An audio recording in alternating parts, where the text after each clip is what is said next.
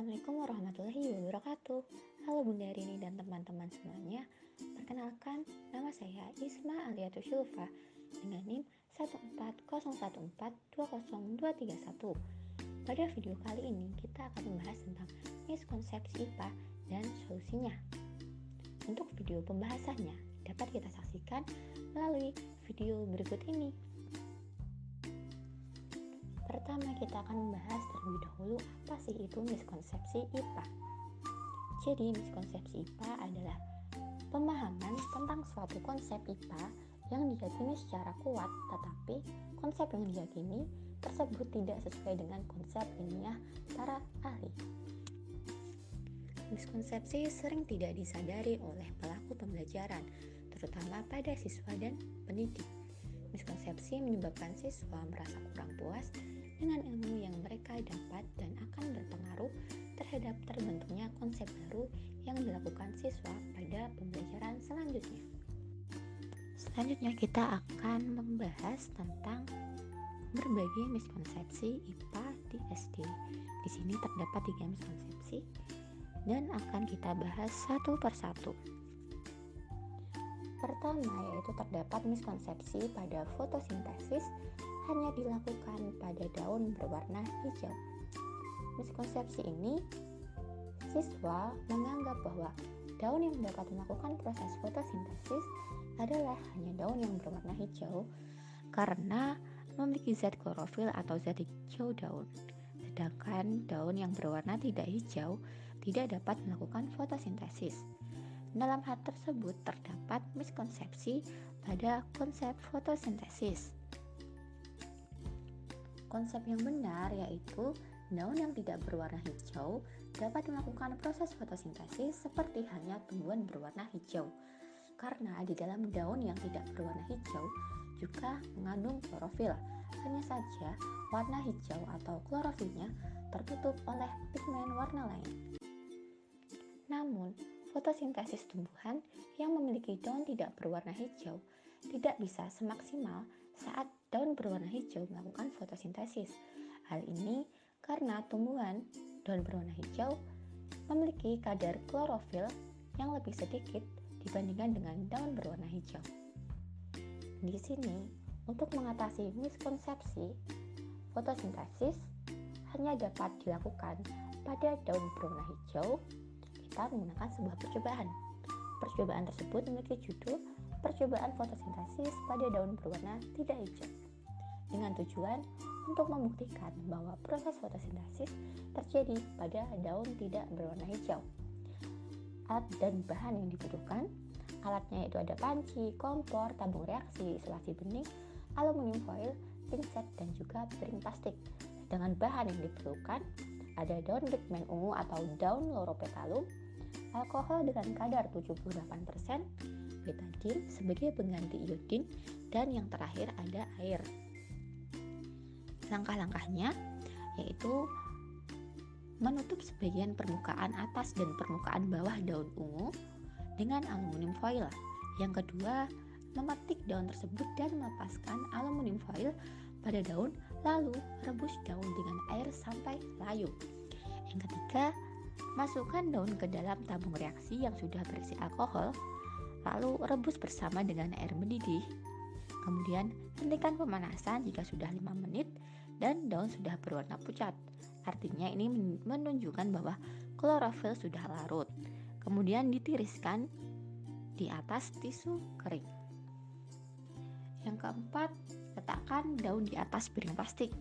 Kelima, tetesi permukaan daun dengan betadin. Tunggu sampai terjadi perubahan warna di sekitar permukaan daun.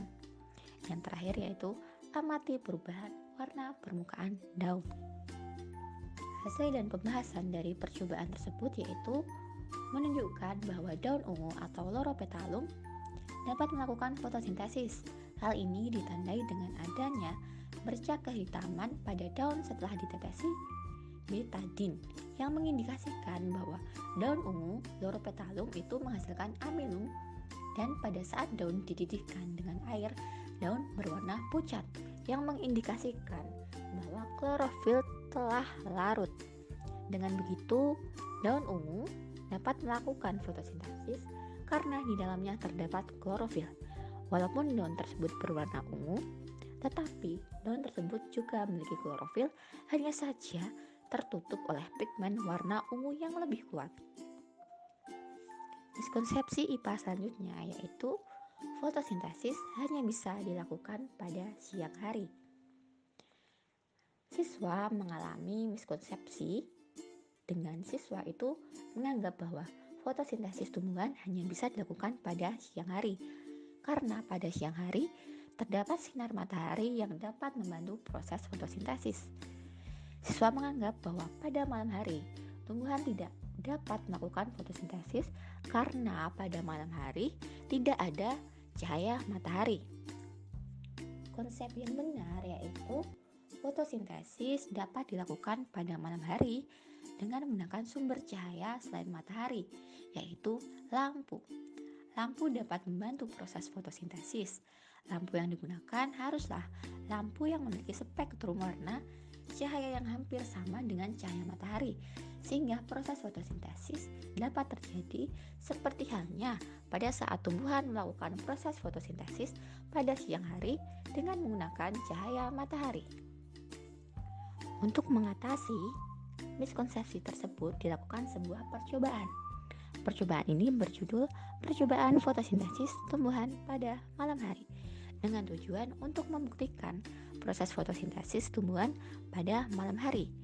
Alat dan bahan yang dibutuhkan, alatnya yaitu ada gelas kimia, tabung reaksi, corong, kawat penyangga, dan lampu LED. Sedangkan bahannya yaitu ada air dan tanaman Amazon sword. Langkah-langkahnya, yang pertama, masukkan air dan tanaman Amazon sword pada tabung reaksi dengan catatan tabung reaksi dalam keadaan berisi air atau tidak ada rongga udara. Kedua, masukkan tabung reaksi yang sudah diberi air dan tanaman Amazon sword pada gelas kimia yang sudah diisi air. Ketiga, sinari tanaman Amazon sword dengan menggunakan lampu LED. Yang terakhir yaitu amati apa yang terjadi. Hasil dan pembahasan dari percobaan tersebut menunjukkan bahwa terdapat gelembung udara pada kelas kimia setelah disinari lampu LED yang mengindikasikan bahwa adanya oksigen hasil proses fotosintesis pada tanaman Amazon sword, sehingga dapat disimpulkan bahwa proses fotosintesis tetap bisa dilakukan tanpa adanya cahaya matahari, yaitu digantikan dengan cahaya lampu LED. Lampu LED mampu menghasilkan spektrum warna yang lengkap seperti halnya pada matahari, yaitu termasuk semua warna pelangi seperti merah, kuning, sampai biru dan ungu, sehingga dapat membantu proses fotosintesis tumbuhan pada malam hari, seperti halnya pada saat proses fotosintesis pada siang hari dengan cahaya matahari.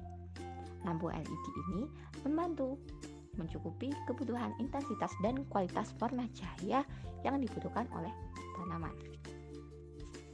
Miskonsepsi yang ketiga yaitu cahaya dapat menembus gelas karena cahaya dipantulkan ke gelas. Miskonsepsinya yaitu siswa menganggap bahwa gelas dapat ditembus cahaya karena adanya cahaya yang memantul di gelas. Jika ada pantulan cahaya ke gelas, maka gelas dapat ditembus cahaya. Siswa berpikir jika cahaya tidak dipantulkan ke gelas, maka cahaya tidak dapat menembus gelas. Dalam hal ini, siswa mengasosiasikan dipantulkan dengan diarahkan. Konsep yang benar, cahaya dapat menembus gelas karena cahaya diarahkan ke gelas. Gelas merupakan benda bening, sehingga saat cahaya tersebut diarahkan ke gelas, dapat menembus gelas, bukan dipantulkan ke gelas. Jika dipantulkan, maka cahaya akan berbalik arah. Akan tetapi, jika diarahkan, maka cahaya akan diteruskan hingga melewati gelas. Untuk mengatasi miskonsepsi pada cahaya menembus benda bening, maka dilakukan sebuah percobaan dengan judul percobaan cahaya menembus benda bening atau gelas, dengan tujuan untuk membuktikan bahwa cahaya menembus benda bening dengan mengarahkan cahaya ke gelas.